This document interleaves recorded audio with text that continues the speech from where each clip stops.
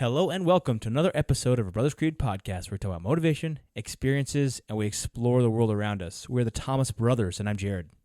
And I'm Ethan. And today we will be talking about the foundational pillar of your personal creed, what we're calling our credos. We're going to be talking about generosity. It's one of those important things that I think is kind of pivotal in how you treat others. There's lots of different versions of generosity. I think some of it might be monetary, or maybe a donation of time, or something else. Yeah. So we're going to get into a kind word, even. Yeah, even a kind word, maybe a smile. Yeah. So we're going to get into it. We each have a story about something we think is interesting about generosity, and then we will see how we can apply it to our own personal creeds. Let's dive in.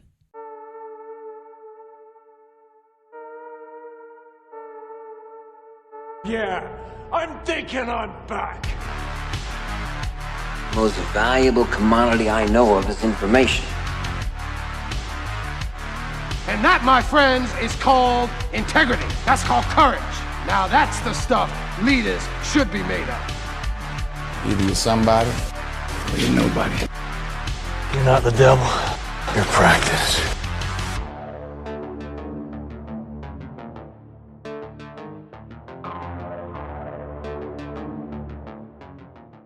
So, generosity, I feel like it's such a important aspect of just the human experience. And as you are generous with others, I feel like that is a way of showing gratitude for the things that you have. It's hard to be generous if you don't have gratitude. You know what I mean? You can't feel like giving to others if you aren't thankful for what you have. And so I feel like generosity is maybe a fruit of gratitude that comes out of that. And you can quote me on that. I think one of the examples of generosity that I've always loved, and I think a lot of people have heard about this, but I wanted to dive a little bit deeper into this one and explain a little bit more. So lots of folks know this series, Harry Potter, right? Harry Potter. J.K. Rowling is the author there. She was just a mom, and she wrote these books, and she became a billionaire off of these books, and she was put on Forbes magazine list of billionaires. But actually, she was taken off in 2012. That's when she made the Forbes billionaire list. But they announced in 2012 that she had fallen off of that list because she had recently given an estimated $160 million, roughly 16% of her fortune, to charity. So she actually is one of the only billionaires to fall off of that list because she was giving charitable donations. And I thought that was so interesting, and I wanted to dive in a little bit. Lots of folks have heard that, and we've actually talked about that before on the podcast here. But I want to talk about what she's actually giving to. I think is so interesting. One of the quotes from J.K. Rowling is that she says, "You have a moral responsibility when you've been given far more than you need to do wise things with it and give intelligently." And I think it's so important to give intelligently. If you just plop if you just plop $100 million on someone's lap, or $10 million, or even $1 million on someone's lap, a lot of times people will just blow it. Like a lot of these lottery winners, they don't know how to handle that kind of money, or actually it will destroy their lives in many ways because money doesn't make you a good or bad person. It amplifies the kind of person that you are. So if you are a dirtbag and you're always trying to skeeve and trying to cheat on your wife or whatever, if you had a $1 million, it might be a little bit easier to do that, and so kind of but if you're a generous person and you're a kind person, that's going to amplify those attributes within you as well. And it's going to amplify your creed. And so I'll pause there. What are your thoughts on that so far, Ethan? Yeah, I completely agree. I think it's kind of cool. And I love the thought that money just amplifies the person you already are. I wholeheartedly agree with that. And I think generosity comes in a lot of different forms. And for J.K. Rowling to kind of see that, yeah, she had such a surplus that really, I mean, she probably couldn't spend in her lifetime if she tried, to say, hey, why not help to try to lift some other people up. Yeah, I think that's why And so yeah, I was gonna say I think that's why a lot of people right now are upset with people like The Rock and yeah, I Oprah was just gonna say the Oprah thing. saying, "Oh, we're a billionaire, and Oprah is a billionaire, and The Rock has his net worth like $800 million." They're like, "We need you to donate your money to the families of Maui. We've already committed, not given, committed $10 million between us." Oh man, you know, Yeah. it's Well, just and it's like they said we set up a foundation so that we can take care of these people. But now, the whole thing is basically it's just they want us, the average Joe, to donate to their foundation, and then they are going to take our money that spend we it on donate to these salaries and all people, kind of stuff. and then they're going to push it to these people in their own names for their own foundations, but it's not even their money. Yeah, exactly. Yeah, that was pretty tone deaf, to be completely honest. That was awful. That was opposite. That was like some people can. That's like a false generosity. You can see right through it. It's like that's kind of like the Clinton Foundation. I mean, it was like 10% or less of that foundation even did anything that was charitable, because they're just lining their pockets. Other organizations do that as well. Yeah. Lots of organizations do that, or they don't actually give to charity. They just invest their money. So I want to continue reading here about some of the charitable giving, that generosity that she does. And I never knew this piece, but I think this is so cool. So she gives most of her money to a charity that she started called Lumos. That it basically helps tens of thousands of children, this is from the website, of orphaned children both be able to reunite with their families, to find forever families, and then also, well, not also, but just rather than growing up in an orphanage, which is not very good. Some of the interesting stuff on her website, it says, poverty, discrimination, war, or natural disaster are all factors that can cause children to become separated from their families. For many desperate parents seeking help, their only option is to put their kids in an orphanage or other institution. Without support, most families could care for their children. And children without families could be looked after in a family-style environments or community-based services, where they can be provided with a care that meets their needs. She goes on to say that while orphanages are built with the best of intentions, statistics show that trauma, abuse, and isolation often happen to children who live there. So the whole purpose of Lumos, they explain that raising children in an orphanage and other institutions harms their health and development. It increases their exposure to abuse, puts them at risk for future criminal activity, and they go on to say that children in orphanages are basically isolated. So they are isolated from their families and their communities. They are often hidden behind walls and segregated. Even when orphanages and institutions are set up with good intentions, care is tailored to the needs of the institution, not the child. Staff struggle to cope with high numbers of childs, particularly those with complex needs. Physical contact, care, and attention become a luxury. So I think it's so cool that they're trying to get these kids back with their families and then help support their families so they can support their kids.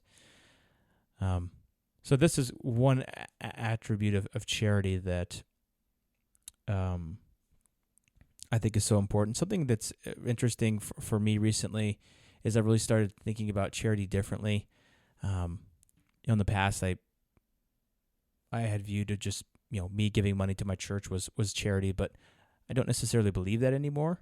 I think that charity is that the further distance, and this is a well-known thing, that the further distance there is between the giver and the receiver, the less impact it's going to have.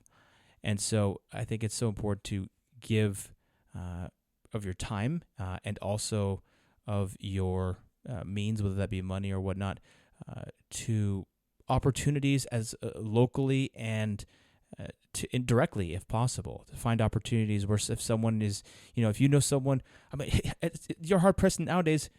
Maybe it's just me, my age I'm at, but just to get on social media and not hear that somebody's husband died in a car accident, or that someone has breast cancer, or that someone has leukemia, And so finding causes like this and supporting people directly, I feel like is, in my mind, a lot better way for me to be generous with my funds, and then my time too, serving in my community. I volunteer as a soccer coach for my kids, helping the kids in the community, stuff like that. So that's just find the best way that generosity means to you, and then go do that. Yeah, I think I'm probably just going to donate 130 million and be done with it. You gotta get there first, brother.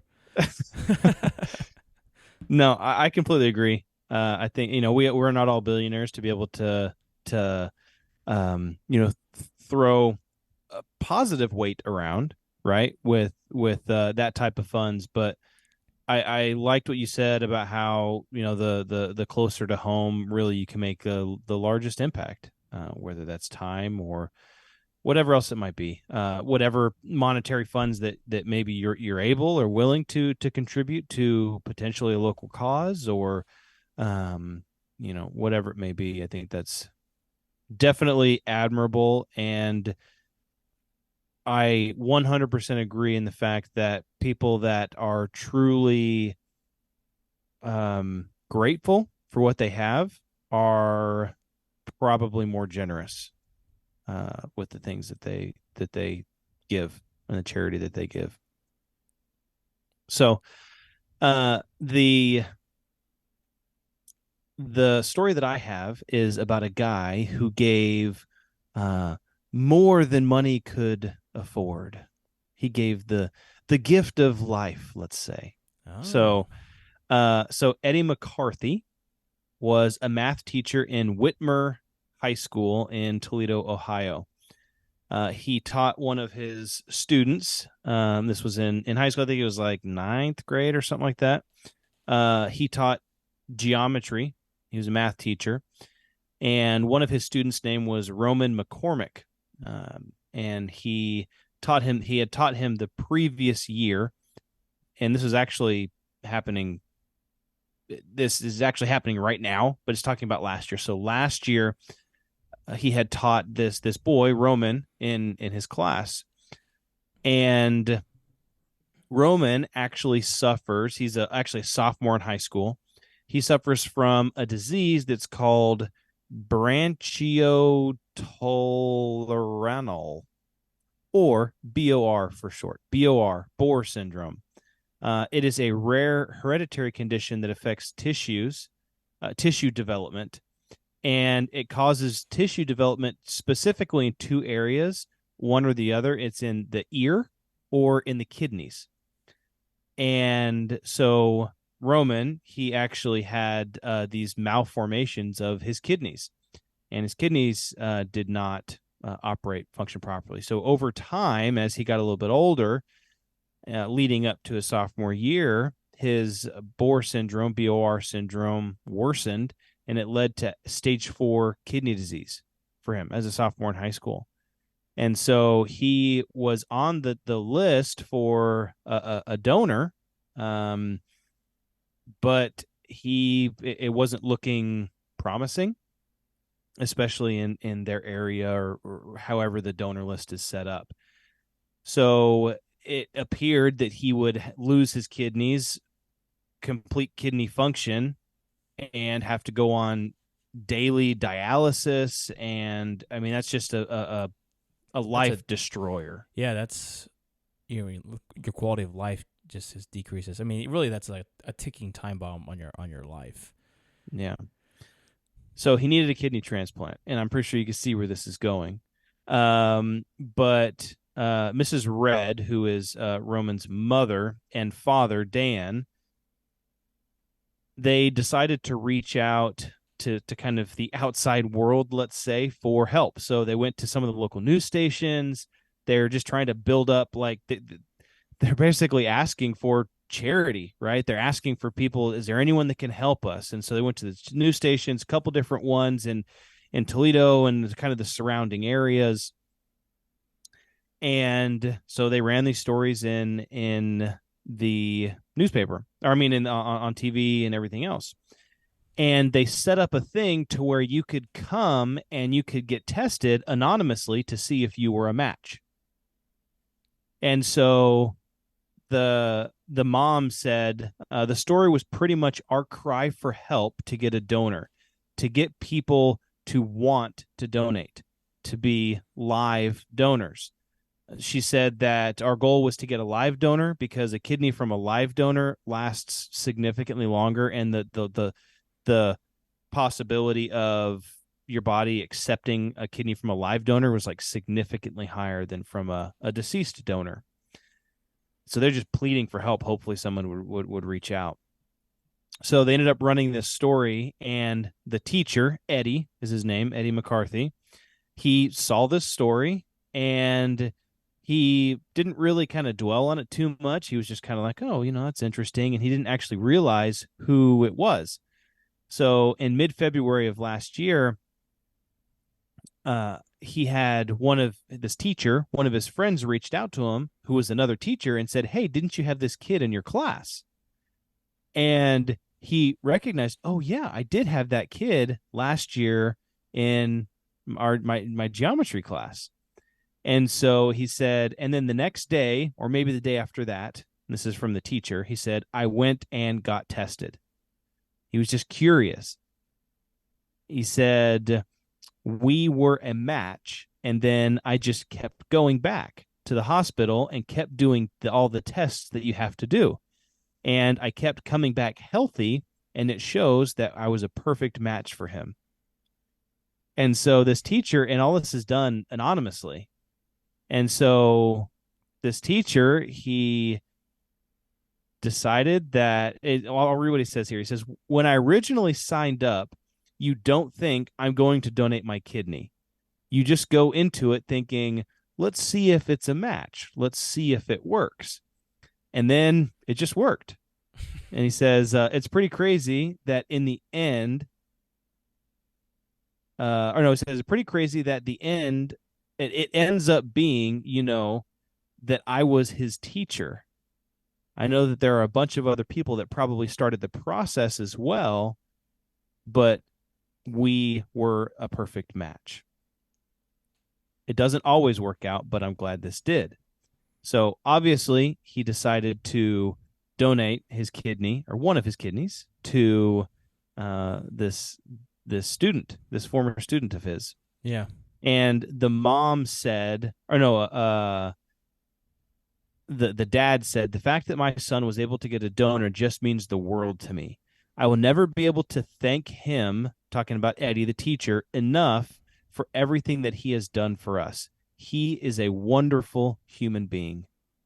And then the mother said, I was just so speechless. I could thank him for the rest of my life, and it would still never be enough for what he is doing. And I know it is a commitment not just for him, but for his family too. Because he was married, the teacher, he was married and had a couple of kids of his own. Yeah, yeah. So that to me was a great story. Actually, I heard this on the news, I think yesterday morning as I was driving into work. I heard that this teacher gave a kidney, and I was like, man, this fits perfectly into to generosity. And so I think this generosity, number one, is being willing to give up something that's important to you, like a body part, right? Number two is there's a risk that goes into it, because you have to go into surgery and you have to have one of your kidneys removed. And obviously, yes, you can I think you can function if you have another healthy kidney. With one healthy kidney, I think you can function pretty much 100%. Yeah. And so, but there's still risks you're not that go going to into do anything it. dangerous, You're not going to be taking up boxing or anything like that. Yeah. Well, and if you do, then just make sure that you're getting all your kidney punches Your rabbit punches on the spot where you don't have a kidney. So it was just an example to me of generosity. Maybe not so much of a monetary generosity, although I don't know what a kidney goes for on the black market these days. Um, 50 grand. probably pretty expensive. Not 100 and something $1 billion or $1 million. Um, but it was nice seeing that the world is not a terrible place. That there are people out there that want to help other people, Yeah. and it made me kind of take a I don't know, look into my own personal creed, let's say, and evaluate how generous am I. And I think that goes a couple different levels. How generous am I with my community? How generous am I when I speak to others? Am I generous with my kindness? Right?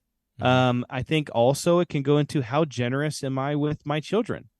And that's not only, gifts and stuff like that, but providing them with the things that they need, providing them with quality time, providing them with a dad who is capable and strong and someone who they can rely on. Yeah. That is kind of, I guess there's just different levels of generosity for me that I can tie into every aspect of my life. Yep. I wholeheartedly agree. I think the attribute of generosity is something that we can all incorporate into our personal creed as a credo, or as a belief that we should live by. I think this is one of those eternal truths that we should strive for in all the things that we do. So our challenge to you is, your audience, is to add this to your personal creed. Find ways to be generous with your time, with your money, with your talents, with your resources. Give back to your community, and you'll find that as you give back unselfishly, that will it will come back to you. Yes, but when I say unselfishly, it will also you can bless lives of others that you may not even know the impact. And it'll grow. I Yeah. think it'll grow and it'll promote other people to be generous as well. Exactly. So our challenge to you is to add this to your creed, and thank you for joining us, and let's build our creed together. All right, let's do it.